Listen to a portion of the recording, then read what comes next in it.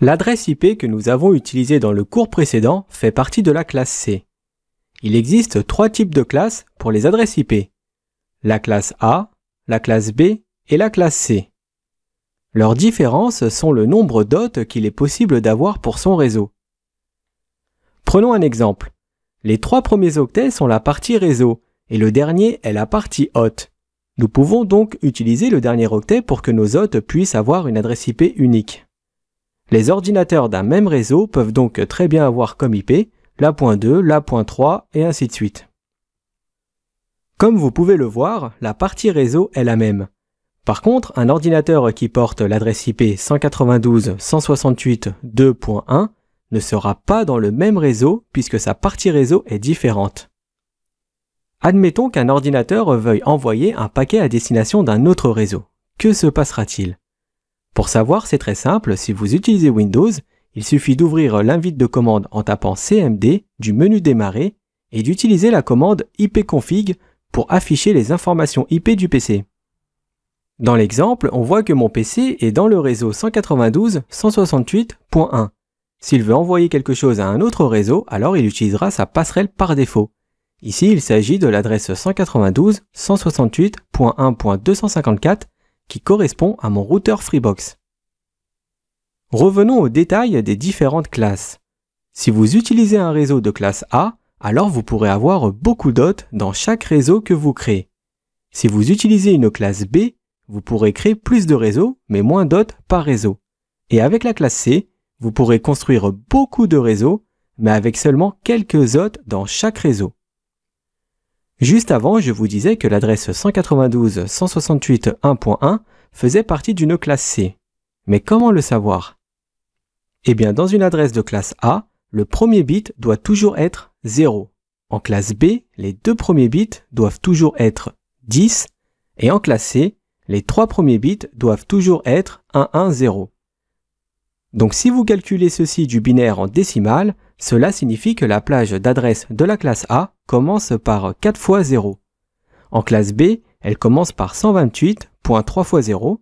Et en classe C, elle commence par 192.3 fois 0. Et donc, la plage exacte pour la classe A va jusqu'à 126.3 fois 255. 191.3 fois 255 pour la classe B et 223.3 fois 255 pour la classe C. Si on regarde bien les différentes plages d'adresse des classes IP, on s'aperçoit qu'il manque le sous-réseau 127.0.0.0. Il n'est pas dans la classe A. Si vous faites sur votre PC un ping de cette adresse-là, vous obtenez logiquement une réponse. Ce réseau est utilisé comme une adresse de loopback. Il s'agit d'une adresse de bouclage permettant de vérifier si la pile TCP/IP de l'équipement fonctionne correctement. Pour revenir aux plages IP, on s'aperçoit que la classe C s'arrête à 223.3 fois 255. Eh bien c'est parce qu'en réalité il existe une classe D. Les adresses IP de la classe D ne sont pas utilisées pour les attribuer à des ordinateurs. Elles sont utilisées pour faire du multicast. Elles vont de 224.3 fois 0 à 239.3 fois 255. Maintenant, on va voir la différence entre les adresses IP privées et publiques. Les adresses IP publiques sont utilisées sur Internet et les adresses IP privées sont utilisées sur votre réseau local et ne peuvent pas être utilisées sur Internet car elles ne sont pas routables. Les plages d'adresses IP privées vont de 10.3 fois 0 à 10.3 fois 255 pour la classe A, de 172.16.2 fois 0 à 172.31.2 fois 255 pour la classe B, et de 192.168.2 fois 0 à 192.168.2 fois 255 pour la classe C. L'adresse IP 192.168.1.1, qu'on se sert d'exemple depuis le début de la leçon, tombe dans la classe C, et il s'agit bien d'une adresse IP privée. Elle n'est pas routable sur Internet. Il reste une dernière chose à voir sur les adresses IP. Dans le réseau, il y a deux adresses IP que nous ne pouvons pas utiliser. Il y a l'adresse réseau et l'adresse de broadcast. L'adresse réseau ne peut pas être utilisée sur un ordinateur en tant qu'adresse IP car elle est utilisée pour définir le réseau. Et l'adresse de broadcast ne peut pas non plus être attribuée à un ordinateur car un broadcast est un paquet IP qui sera reçu par tous les appareils de votre réseau. Alors comment reconnaître ces deux adresses IP que nous ne pouvons pas utiliser? On va prendre comme exemple notre adresse IP de classe C. Nous devons regarder le dernier octet qui est utilisé pour les hôtes. Si nous mettons tous les bits à 0 dans notre partie hôte, nous avons notre adresse réseau. La 192.168.1.0 est l'adresse réseau et il est donc impossible de l'attribuer à un PC. Et si nous mettons tous les bits à 1, cela nous donne l'adresse de broadcast. La 192.168.1.255 n'est pas non plus utilisable pour un PC. Pour résumer, mettre tous les bits de l'hôte à 0 vous donne l'adresse réseau et passer tous les bits de l'hôte à 1 vous donne l'adresse de broadcast.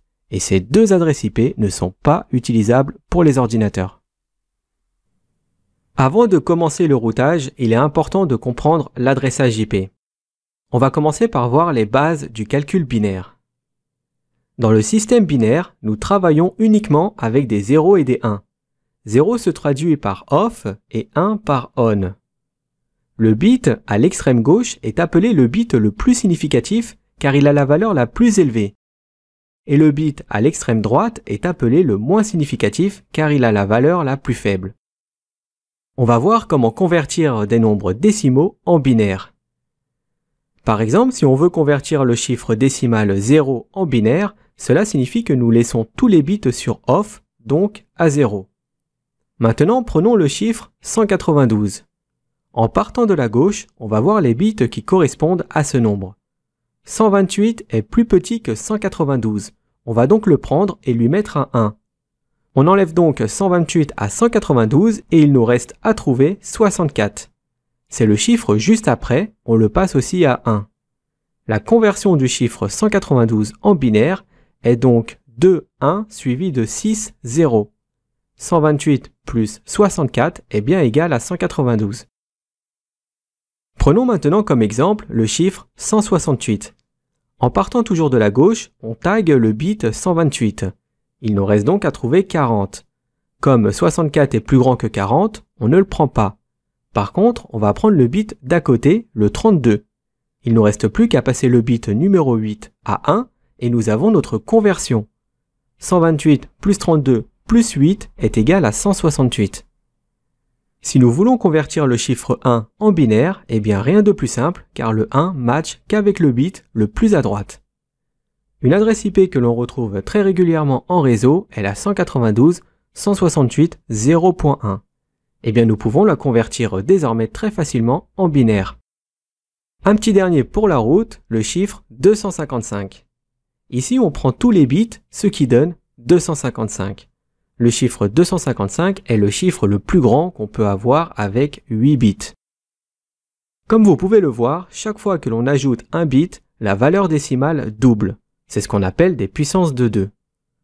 On va maintenant parler des adresses IP. Une adresse IP, c'est une valeur numérique que l'on configure sur chaque périphérique d'un réseau. Par exemple, un ordinateur, un serveur, mais aussi des routeurs, des firewalls et des switches. Il permet d'identifier chaque appareil avec un numéro unique.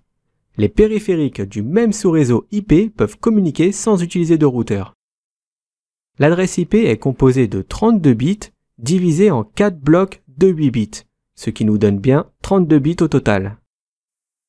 Nous avons vu qu'en empruntant un bit, cela nous permettait de doubler la valeur décimale. Il s'agit de la règle des puissances de 2.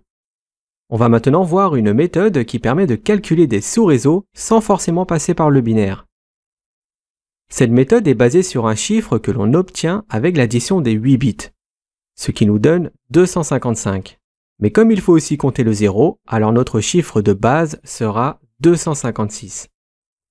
C'est ce chiffre qui va nous permettre de calculer facilement n'importe quel sous-réseau.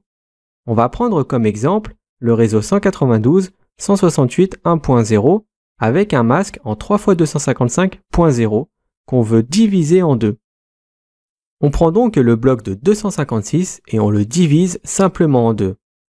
Nous avons maintenant 2 sous-réseaux pour notre adresse IP de classe C. Alors tout ça est bien beau, mais maintenant on voudrait connaître l'adresse réseau, l'adresse de broadcast, le nouveau masque de sous-réseau, les adresses IP qu'on peut utiliser et tout ça pour les 2 sous-réseaux. Pour l'adresse réseau, on va s'appuyer sur nos 2 blocs de 128. On commence par la première IP, la 192.168.1.0 sera notre adresse réseau pour notre premier sous-réseau. et la pointe 128 pour notre deuxième sous-réseau. Pour l'adresse de broadcast, nous savons que c'est la dernière adresse d'un sous-réseau. Pour le premier sous-réseau, ce sera donc la pointe 127 et la pointe 255 pour le second sous-réseau. Ensuite, pour connaître le masque de sous-réseau, on va soustraire 256, qui est la base de notre méthode, par 128, ce qui nous donne un masque de 3 fois 255.128. Et pour finir, on peut en déduire les adresses IP utilisables. La première adresse IP qu'on peut attribuer à un node est celle qui vient après l'adresse réseau. Et la dernière IP est simplement l'avant-dernière, c'est-à-dire juste avant l'adresse de broadcast. C'est tout de même plus rapide qu'en décimale. Alors maintenant, vous êtes plutôt binaire ou décimal?